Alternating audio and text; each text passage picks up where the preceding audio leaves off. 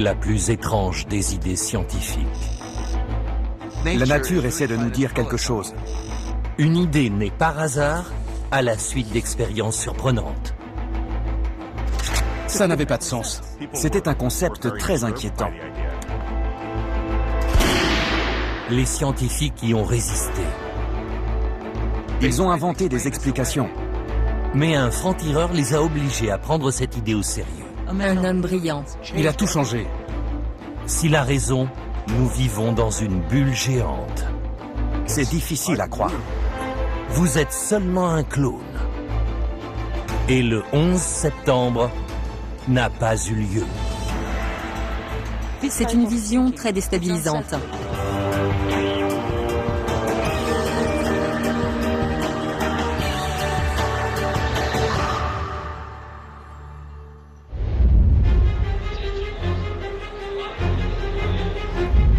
Cet homme est sur le point d'entrer dans un univers parallèle. Pour aller à son travail, il traverse Grand Central Terminal, la gare de New York. Et soudain, tout change.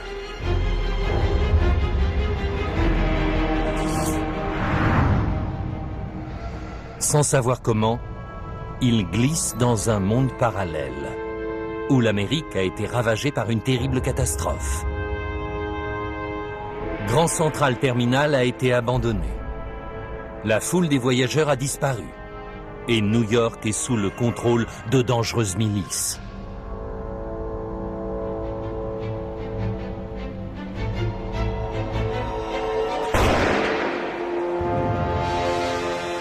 Puis, tout aussi inexplicablement, cet homme est de retour chez lui. Ou du moins le croit-il.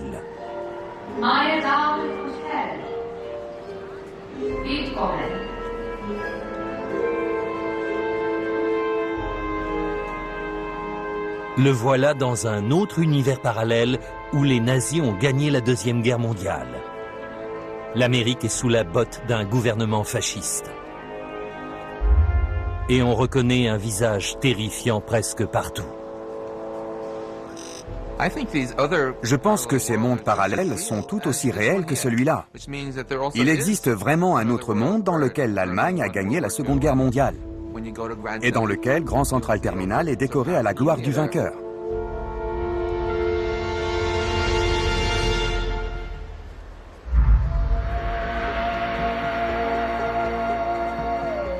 Très longtemps, les univers parallèles ont été tenus pour de folles spéculations. À présent, des scientifiques de renommée internationale affirment que ces autres mondes existent pour de bon. La réalité que nous voyons est seulement une réalité parmi un nombre infini de réalités. En physique, les chercheurs ont pris différentes directions qui mènent toutes à cette idée de réalité parallèle. On dirait de la science-fiction.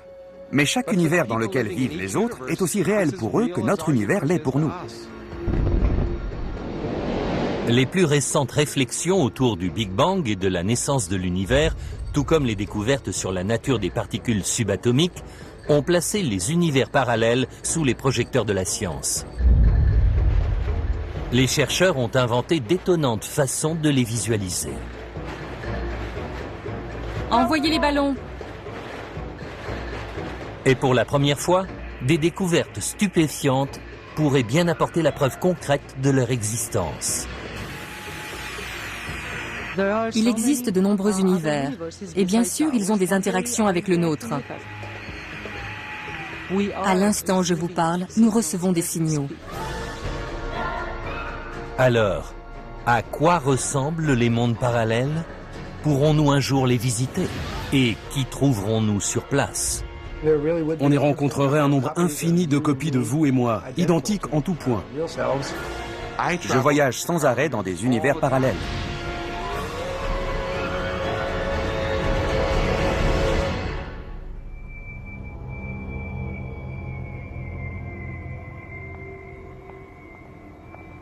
Les univers parallèles ont longtemps été le domaine réservé de la science-fiction.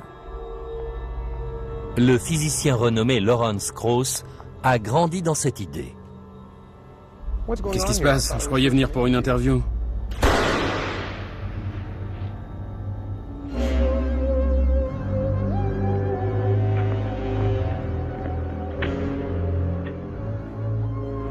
J'ai découvert le monde scientifique dans mon enfance, d'abord par le biais de la science-fiction, avec la série Star Trek, mais aussi avec les bandes dessinées. Je crois que tout ça a inspiré mon imagination.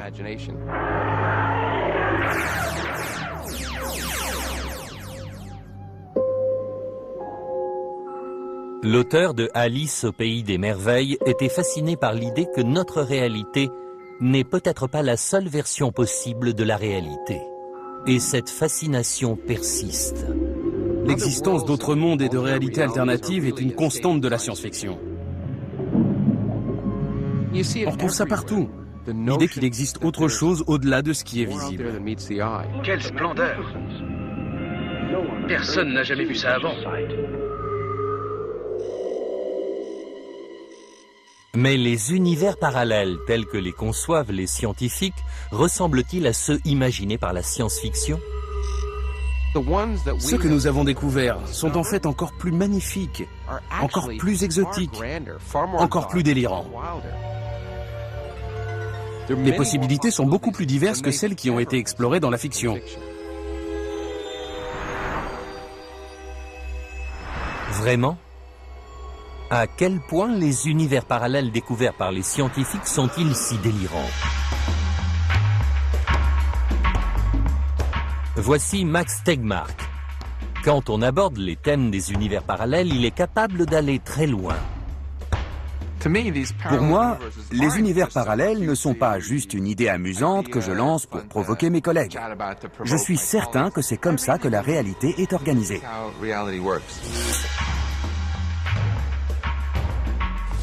Selon Max Tegmark et ses collègues scientifiques qui partagent la même conviction, il existe réellement 3 différents types d'univers parallèles. Certains se trouvent bien au-delà de l'extrémité la plus lointaine de notre univers observable. D'autres sont suspendus dans un paysage mystérieux rempli d'énergie obscure. On l'appelle le multivers.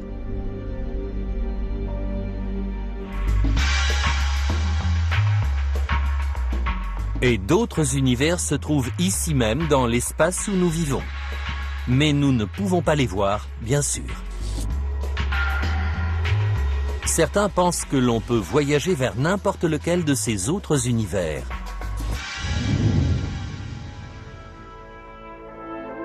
Mais il existe tant de versions de la réalité qu'il n'est même pas nécessaire de voyager.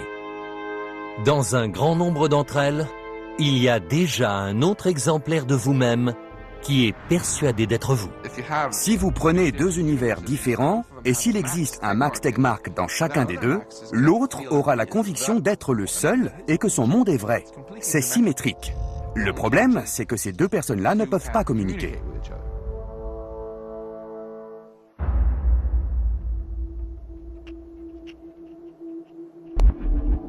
Et c'est peut-être une bonne chose, car on n'a pas forcément envie de rencontrer un autre soi-même. Dans notre univers, je me trouve au milieu d'un entrepôt délabré pour vous expliquer la notion d'univers parallèle. Mais dans un autre univers, je peux être un policier qui cherche l'endroit où un tueur en série a caché un cadavre. Dans un 3e univers, je peux être moi-même le tueur en série qui se demande où enterrer le corps. Et dans un autre, je peux être la personne morte. Tous ces univers sont aussi réels que le nôtre.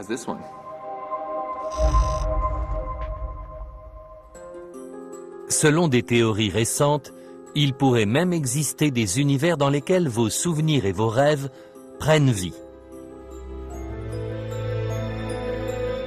Comment se fait-il que le milieu scientifique en soit venu à croire à des idées aussi étranges? La première fois qu'elles ont été évoquées, cela a provoqué l'indignation et le scandale.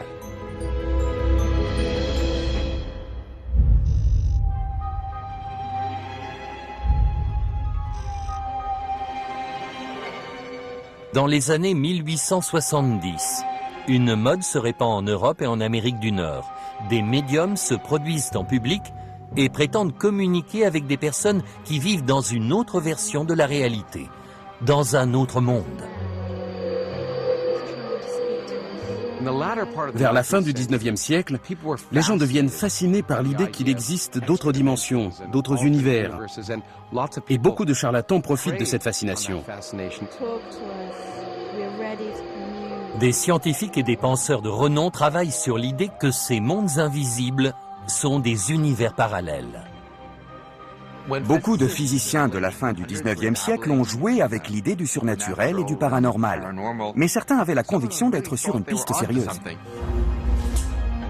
Un des plus éminents scientifiques de l'époque est Sir William Crookes. Il mène des recherches scientifiques tout à fait sérieuses sur cette force invisible qu'est l'électricité, capable de faire irradier des objets métalliques et même de les faire bouger comme par magie.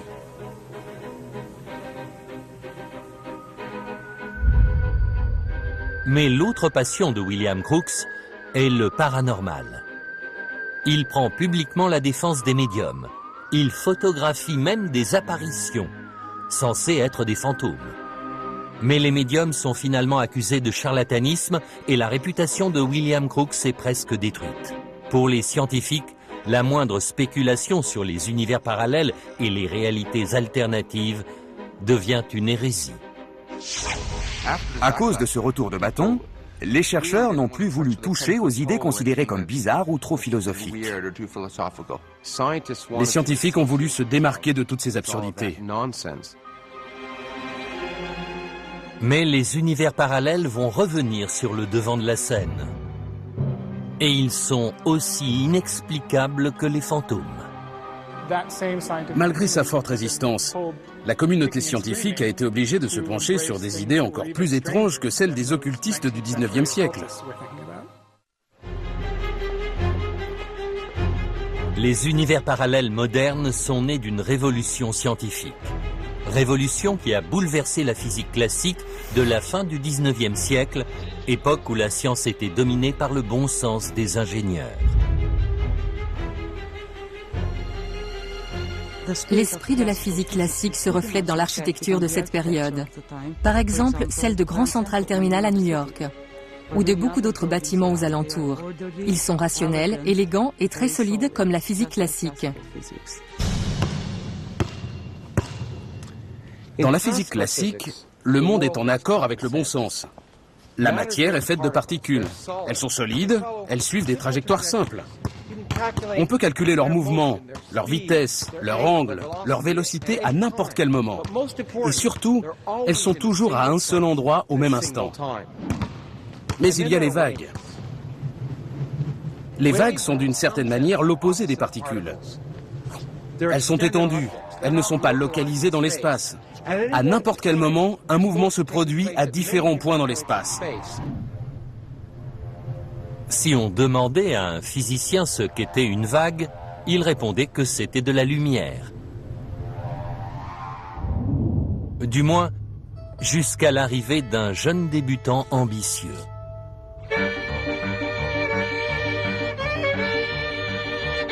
Au début du XXe siècle, Albert Einstein consacre la plupart de ses loisirs à deux activités. Apprendre le violon et tenter de comprendre les résultats surprenants d'une expérience qui vient d'être menée en Allemagne.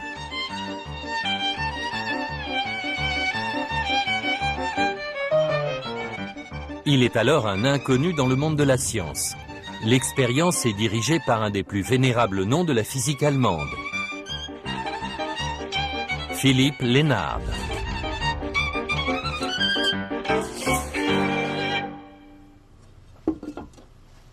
Philipp Lenard veut explorer la nature de la lumière. Utilisant un dispositif inventé par le défenseur du paranormal, Sir William Crookes, il conçoit une des expériences les plus importantes de l'histoire de la science.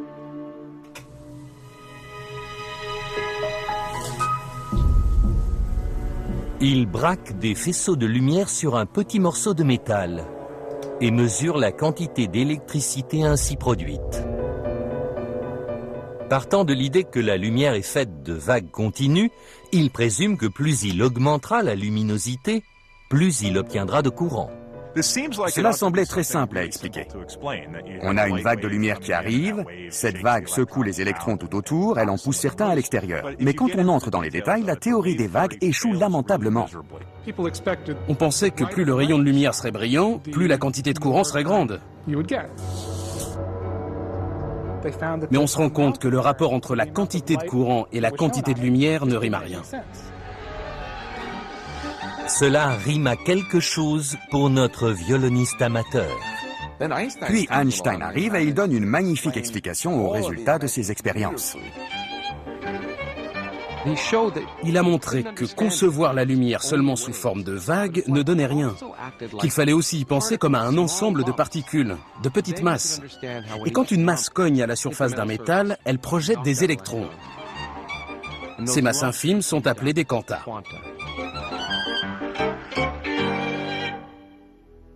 Einstein donne naissance à la mécanique quantique.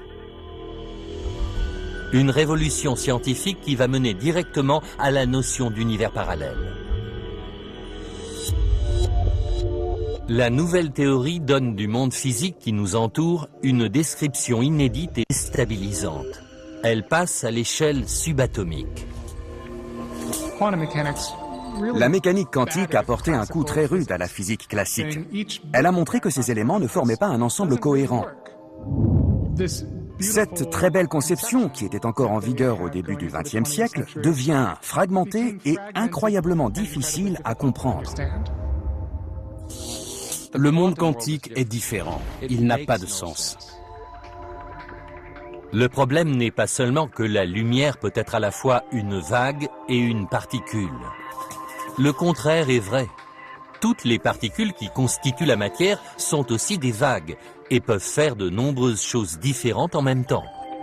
Elles peuvent apparaître de nulle part et disparaître sans prévenir. L'univers quantique est beaucoup plus étrange que l'univers classique. Dans l'univers quantique, on doit oublier toutes les notions de bon sens qui nous sont familières. La distinction entre particules et vagues se brouille. En fait, des particules peuvent se mettre à agir comme des vagues et des vagues comme des particules. On ne s'y retrouve plus. Ça donne une vision des choses schizophrénique dans laquelle tout ce qui est réel est à la fois une vague et une particule au même moment. Ce qui est encore plus remarquable, c'est que des particules peuvent se trouver à différents endroits en même temps. Comment une chose peut se trouver à plus d'un seul endroit à la fois? Cette conclusion bizarre est animée par une sorte de logique quantique. Toute la matière qui forme notre univers est constituée de particules. Mais les vagues n'ont pas d'emplacement fixe. Alors si toutes les particules sont aussi des vagues, on devine où cela nous mène. On ne peut pas vraiment dire qu'une particule est à un endroit ou à un autre. Elle peut être à deux endroits au même moment. Il peut sembler accessoire de savoir si une particule est davantage une particule ou davantage une vague. Mais en fait, cela remet en question l'idée qu'une chose est ici et pas ailleurs.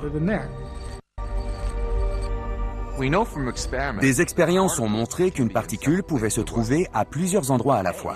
Et je suis constitué moi-même de particules. Alors, si elles peuvent se trouver à plusieurs endroits à la fois, moi aussi. C'est à partir de cette idée apparemment innocente que les univers parallèles sont nés. Car si les particules qui constituent la réalité se trouvent à plusieurs endroits à la fois, on peut imaginer qu'il existe différentes versions de la réalité, chacune avec ses propres événements historiques. L'histoire de l'humanité démontre que l'avenir dépend d'événements minuscules. On peut même dire d'événements quantiques. C'est stupéfiant que des événements microscopiques puissent être amplifiés jusqu'à changer le cours de l'histoire. Si le spermatozoïde qui a donné naissance à Hitler n'était pas arrivé le premier en des millions d'autres, la Seconde Guerre mondiale aurait pu ne pas avoir lieu. Et si certains neurones s'étaient comportés un peu autrement dans le cerveau de ce criminel, il aurait peut-être écouté ses généraux et aurait peut-être gagné la guerre. Il aurait suffi de quelques changements quantiques pour que New York soit une immense cité aztèque. Pour que la guerre de sécession concerne le sort d'une vaste population d'esclaves européens. Ou pour que la crise des missiles à Cuba se termine mal. Si on fait intervenir la mécanique quantique, ces hypothèses deviennent d'autres réalités possibles. Mais il reste un mystère. S'il existe de nombreuses versions de la réalité, pourquoi voyons-nous toujours le même et seul vaste monde autour de nous? Les pionniers de la mécanique quantique n'arrivaient pas à comprendre que les gros objets soient présents à un seul endroit, alors que les éléments dont ils étaient constitués, les particules, pouvaient se trouver à plusieurs endroits à la fois. Comment concilier le fait que les particules peuvent être à plusieurs endroits à la fois avec le choix d'une localisation unique? Une sorte de consensus s'est établi. Au lieu de résoudre le problème, on l'a caché sous le tapis. Personne ne prend au sérieux l'idée des univers parallèles jusqu'à ce que quelqu'un résolve ce mystère. Il fallait pour cela un extraordinaire rebelle de la science.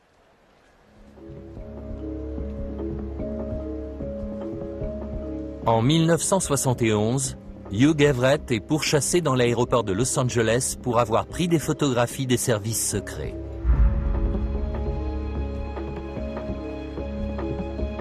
Le comportement d'Everett est de plus en plus excentrique, depuis qu'il a prouvé la réalité des univers parallèles. Hugh Everett était brillant, mais c'était aussi un homme plein de contradictions. La découverte de Hugh Everett représente une avancée aussi importante que les découvertes de Newton ou d'Einstein. Encore étudiant, il rédige un argumentaire définitif sur les univers parallèles qui a pour titre « Monde multiple ». Malheureusement, cette théorie, considérée comme délirante, brise sa carrière de chercheur. Il abandonne la physique, il accomplit différentes tâches pour l'armée et devient très amer. Il se met à boire et à fumer de façon très excessive. Il est mort d'une crise cardiaque à un âge relativement jeune. Une triste fin. Hugh Everett avait posé une question simple. Si chaque version de la réalité subatomique existe, comment se fait-il que l'on ne voit qu'un seul monde autour de nous? Il a fait preuve d'une perspicacité extraordinaire. L'interprétation la plus évidente de la mécanique quantique est celle d'Everett. Selon Hugh Everett, chaque fois que nous avons une interaction avec le monde qui nous entoure, par exemple quand nous l'observons ou quand nous cherchons à mesurer des éléments, nous provoquons une séparation dans l'univers et à l'intérieur de nous-mêmes. Bizarre? Oui.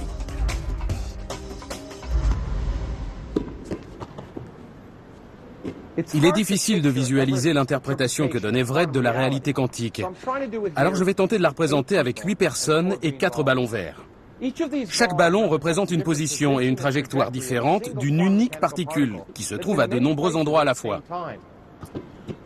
Mais quand je prends une mesure, je fixe sa position. J'ai divisé l'univers. C'est ma réalité.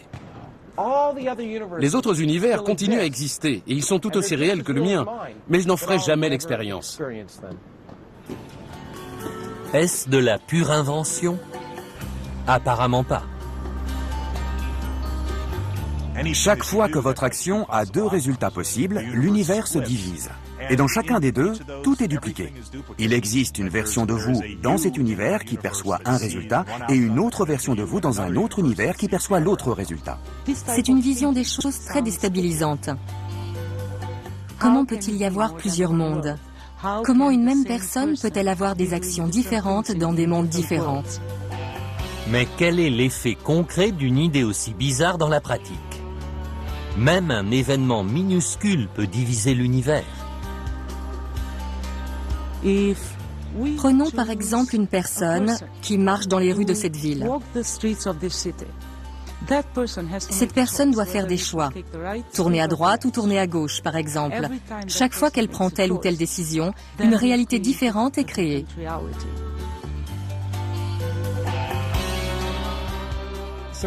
Supposons que j'aille boire un café. Je vais peut-être hésiter entre un cappuccino et un café au lait. Il y a une version de moi qui prend un cappuccino et une autre version de moi tout aussi réelle qui prend un café au lait. Les deux boissons sont donc consommées, bien que personne ne boive les deux.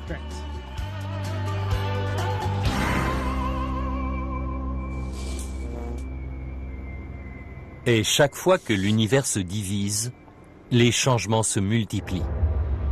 Par exemple, dans une version de la réalité, Lawrence Krauss se fait tirer dessus par un sniper.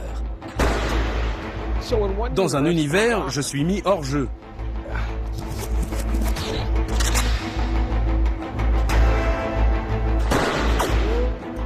Mais dans un autre univers, le tireur me rate et je cours me planquer.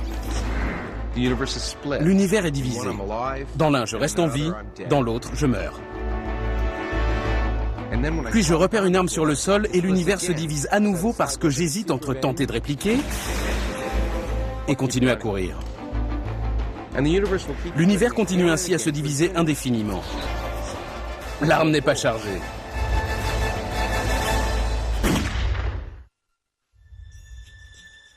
Bien sûr, spéculer sur ces différents scénarios n'est que pur amusement.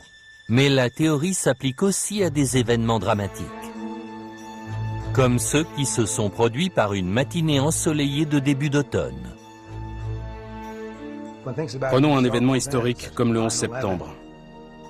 N'importe quelle variation cohérente avec les lois de la physique a des chances de se produire.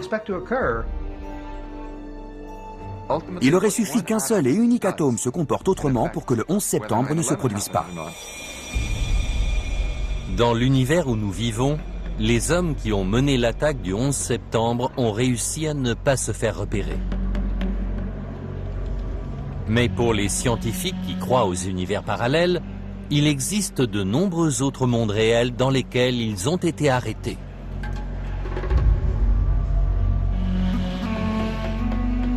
Ou alors, leur projet a été découvert avant même qu'ils ne le mettent en œuvre. Un analyste de la CIA aurait pu tomber sur des indices de cette conspiration. Dans d'autres mondes, les noms se trouvaient sur une liste de suspects.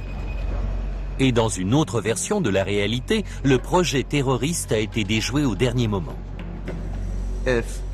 Il aurait suffi qu'un seul atome dans le cerveau d'un employé de la sécurité se trouve positionné autrement dans une synapse pour que cet homme décide de contrôler le terroriste qui se présentait devant lui. Certaines personnes qui sont vivantes dans tel univers ne sont pas vivantes dans le nôtre. Un homme qui est un criminel confirmé dans notre univers pourrait être un touriste ordinaire dans un autre. Inversement, des jeunes extrémistes chrétiens seraient les comploteurs. Non seulement les scientifiques peuvent imaginer un nombre infini de réalités alternatives, mais en plus, ils les localisent à un endroit inattendu. En effet, les univers parallèles tels que les décrit la théorie des mondes multiples sont devant nous, dans le temps et l'espace où nous vivons. Mais ils ne sont pas les seuls univers parallèles. Une autre théorie envisage l'existence de la même quantité d'autres réalités. Et ces réalités-là se trouveraient au-delà des étoiles.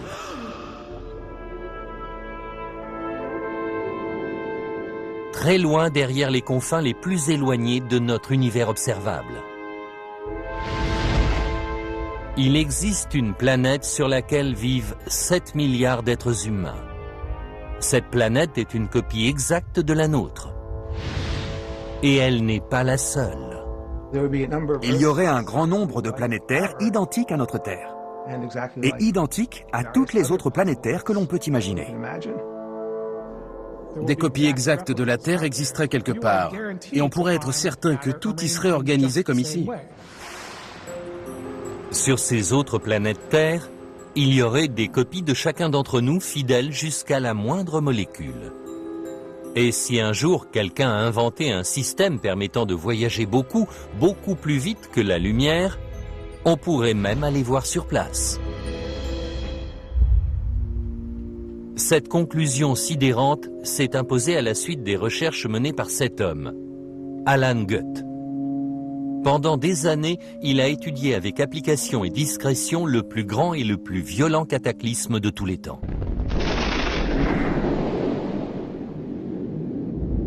Le Big Bang, c'est-à-dire la naissance de notre univers, le moment où les températures ont atteint des niveaux incroyablement élevés et où toute l'énergie de la création s'est déployée dans une unique explosion. Alan Guth a donné de cet événement la description la plus convaincante et la plus détaillée, en utilisant pour cela des bulles de savon. Son hypothèse est que juste après le Big Bang, l'univers primitif a gonflé à une vitesse fulgurante, comme une bulle. Selon lui, c'est durant ce bref instant d'inflation cosmique que les composants de notre univers se sont formés. Et quand il dit bref, il veut vraiment dire bref. Cet instant d'inflation peut avoir été extraordinairement court. À peu près 1 trillion d'un trillion d'un trillion de secondes, c'est-à-dire un point décimal suivi par 35 zéros suivi d'un 1. Ce serait cette bulle incroyablement effet l'univers que nous voyons autour de nous. Mais quel rapport avec la création d'autres réalités? En fait, ce que nous voyons est probablement une infime partie de notre univers réel. On ne peut observer qu'une partie de l'univers. La lumière met un certain temps à nous parvenir, un temps durant lequel on ne peut parcourir qu'une distance donnée. Cette distance délimite ce que nous pouvons voir, donc la taille de ce que nous pouvons voir. Mais pourquoi l'inflation cosmique aurait donné naissance à un univers de cette taille-là? Pourquoi pas plus grand? Très loin, au-delà des limites de l'univers observable, selon de nombreux scientifiques, s'étendrait un univers invisible qui serait beaucoup, beaucoup plus vaste. On ne peut pas connaître la taille de l'univers. Aussi loin qu'on puisse voir, il semble se prolonger. Une des possibilités, c'est que l'univers ne se termine jamais, qu'il soit infini. Et si notre univers est infiniment grand, une étrange hypothèse s'impose. La Terre et nous sommes constitués de particules. Ces particules sont assemblées un peu comme des jeux de construction attachés les uns aux autres. On peut présumer qu'il existe un nombre limité d'assemblages possibles de ces particules pour constituer ce qu'on appelle la Terre. Dans un univers dont la taille serait infinie, ce nombre déterminé d'arrangements d'atomes et de molécules finirait forcément par se répéter, donnant naissance à des copies de chacun de nous presque conformes, puis à des copies identiques. Une fois arrivé à court de possibilités, des combinaisons identiques se répéteraient. Si l'univers est littéralement infini, il existe donc forcément un nombre infini de copies de chaque chose. Si notre univers est infiniment grand, il y a quelque part une autre accumulation d'atomes qui ressemble exactement à la Terre, sur laquelle vit une créature qui me ressemble exactement, et cette créature a un chien qui ressemble exactement au mien. Tout ce qu'on voit autour de nous y est forcément dupliqué. Dans ces copies conformes de notre monde, les êtres qui vous ressemblent d'être vous. Ils ont vos pensées intérieures, vos souvenirs, et ce ne sont pas les seules copies physiques de vous qui rôdent quelque part dans l'au-delà.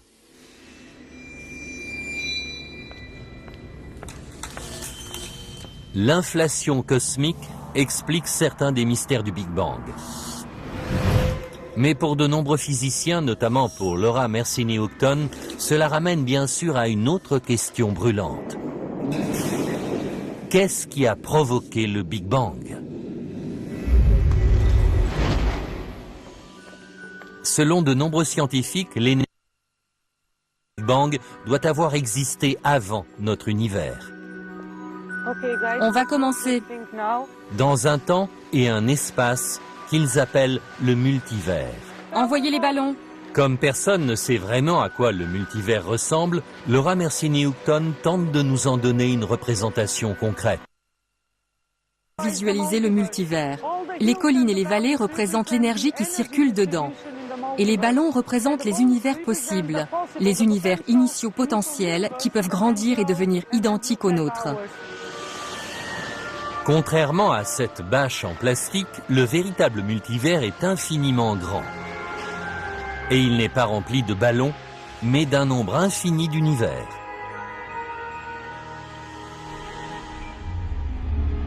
C'est un endroit inconnu, très étrange. Et les scientifiques s'efforcent de l'imaginer. Certains pensent qu'il pourrait ressembler à peu près à ça. Chacune de ces grandes bulles représente un univers aussi large et aussi complexe que le nôtre. Et chaque trou représente le moment d'un Big Bang. Mais en vérité, le multivers appartient à l'inconnu. Bien sûr, nous n'avons pas une idée très claire de ce à quoi peut ressembler le multivers. Ce serait assurément un endroit rempli de contorsions. Selon la relativité générale, l'espace lui-même peut se tordre. Et donc, cet espace et ce temps peuvent s'entrelacer de façon trop compliquée pour être décrite. On ne sait pas si ces autres mondes, ces autres univers extérieurs font partie du même espace-temps que le nôtre. Toutes les vallées de ce paysage d'énergie pourraient donner naissance à un univers. Le Big Bang a longtemps été considéré comme un événement gigantesque. Mais dans le multivers, il serait possible que les Big Bangs se succèdent sans discontinuer. La naissance de notre univers devient un petit événement quasi insignifiant, si elle a été précédée et suivie de la naissance d'une multitude innombrable d'autres univers. Certains ressemblent à notre univers, d'autres non. Mais la principale conclusion à en tirer, c'est que le nôtre n'a rien d'extraordinaire puisqu'il en existe tant d'autres. Quels sont, dans le domaine scientifique, les objets d'étude qui existent à un seul exemplaire? Rien de ce dont peuvent parler les scientifiques n'existe à un seul exemplaire, sauf peut-être l'univers. Mais pourquoi l'univers serait une exception? Ce processus, la création des univers bulles, se reproduit éternellement et génère donc un nombre infini de nouvelles bulles. Merci, vous pouvez arrêter. Si le multivers crée un nombre infini d'univers bulles, le même processus qui fabrique la matière dont sont faits nos corps et notre planète va se répéter indéfiniment. Votre vie est revécue à l'instant même quelque part dans le multivers.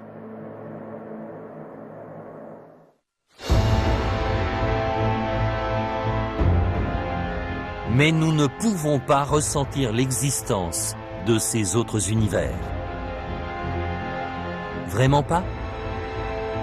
En 2001, la NASA a lancé dans l'espace une sonde qui s'appelait WMAP et qui avait pour mission de mesurer les radiations que le Big Bang a laissées derrière lui. À cette occasion, elle a peut-être rapporté les bases d'une découverte majeure. Les relevés ont permis d'établir une carte sur laquelle on distingue une zone qui ressemble à un trou dont les galaxies s'éloignent. Selon certains spécialistes, on peut en conclure qu'une partie de l'univers est tirée par une force inconnue. Mais Laura Mersini-Houghton avait déjà formulé une prédiction selon laquelle d'autres univers pourraient exercer une attraction gravitationnelle sur le nôtre. En conclusion de cette théorie, j'ai prédit un glissement de toutes les galaxies et de toutes les étoiles dans l'univers. Un basculement produit par l'interaction entre notre univers et tous ces autres mondes situés en dehors de notre univers observable. Pour Laura Mersini-Houghton, les images transmises par la sonde WMAP ont une prédiction. D'autres univers tirent sur le nôtre. J'ai contacté le directeur de cette équipe et j'ai appris que la NASA n'avait pas eu connaissance du travail théorique que je conduisais depuis plusieurs années, ni des prédictions que j'avais formulées.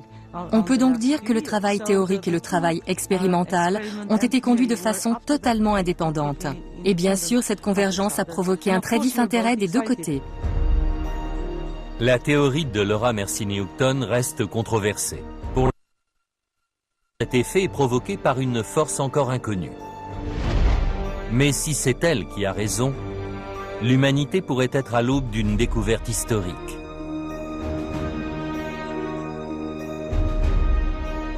Nous ne pourrons peut-être jamais voyager au-delà de notre univers, mais nous voyons déjà l'effet que d'autres univers exercent dessus.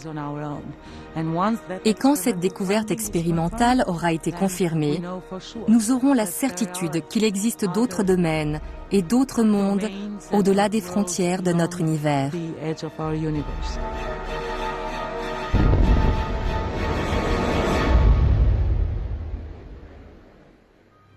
Cette confirmation ne serait pas seulement apportée par des signaux qui surgiraient des profondeurs de notre univers. Une conséquence beaucoup plus dangereuse est peut-être à redouter. Conséquence liée à la nature même des univers bulles. Notre univers fait donc peut-être partie d'un ensemble confus de bulles qui flottent et qui se combinent perpétuellement en cours de création. Des scientifiques comme Anthony Aguirre craignent que certaines de ces bulles puissent se former à l'intérieur d'un univers qui existe déjà. Si une autre bulle devait se former à l'intérieur de notre univers bulle, ce serait une très mauvaise nouvelle.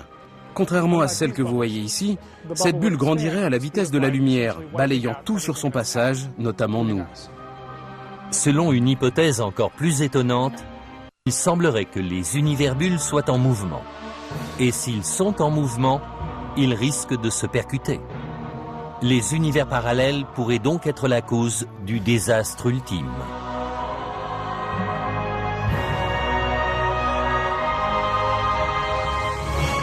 La bulle se dirigeait vers nous. Il se déplacerait à la vitesse de la lumière. Il ressemblerait à un immense miroir en expansion. Et il nous transformerait malheureusement en ce dont serait faite cette nouvelle bulle. Nous serions donc déchirés en petits morceaux. Les lois de la physique que nous connaissons et que nous aimons ne s'appliqueraient même pas.